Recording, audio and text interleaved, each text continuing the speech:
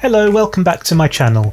In this episode I'll be discussing Flight of the Navigator. This is a 1986 science fiction adventure film directed by Randal Kleiser, whose previous work includes Grease and The Blue Lagoon, and starring Joey Cramer as David, a 12-year-old accidental time traveller, and Veronica Cartwright as Helen, his mum, and Clifton Young as Bill, his dad, and Howard Hesseman as Dr. Faraday, a NASA scientist, and Sarah Jessica Parker as Carolyn, a cute NASA intern. The story begins in 1978 in Fort Lauderdale, Florida, when young David is walking through the woods on his way home, and he's spooked by his younger brother who jumps out of a tree and surprises him. And in his fear he runs off and falls into a ravine where he loses consciousness, and when he wakes up it's 8 years later, in 1986. Meanwhile, an alien spaceship has crashed into some power lines and seems to have broken down, and it's promptly seized by a NASA team headed by Dr. Faraday.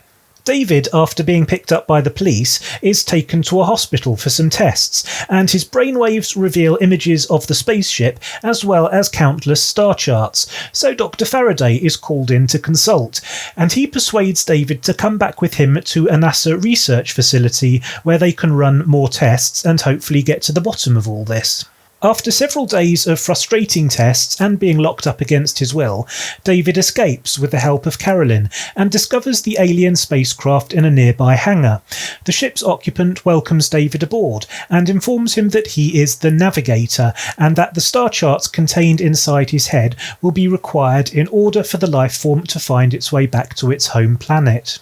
This was the last film to be made by PSO Productions before its bankruptcy, and the subsequent marketing campaign by Disney was somewhat half-hearted as a result, which hurt the box office figures.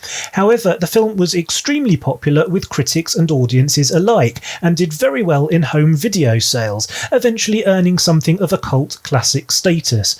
It also features some of the earliest use of CGI. The music score for the film was composed and performed by Alan Silvestri of Back to the Future fame, and was entirely electronically generated. Some of the themes and motifs are very pleasing to my ears, and I would have loved to have heard them performed by a proper symphonic orchestra. Unfortunately, a lot of the music in the film is just plain awful, and features some of the worst excesses of 1980s synthesized pop, which only serves to make the film feel hideously dated. Overall, the film has an immense charm to it, being at once both sincere and light-hearted. No one is making any attempts at reinventing the wheel here, and much of the film's content and thematic material owes a great deal to E.T., as indeed did many films in the years following that blockbuster.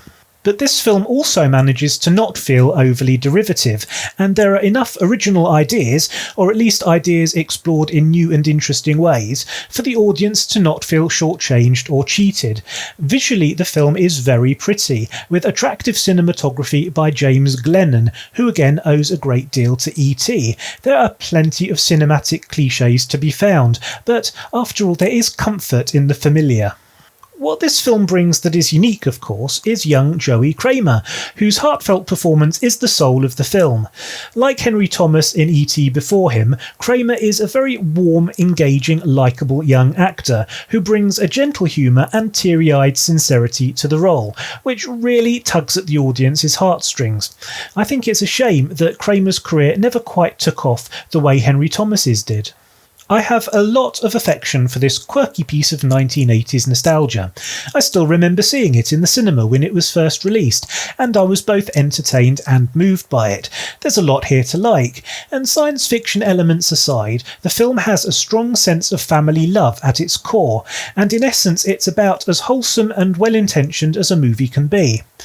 And on that note, I think I'll call it a day. Thank you very, very much for watching. I hope you enjoyed it.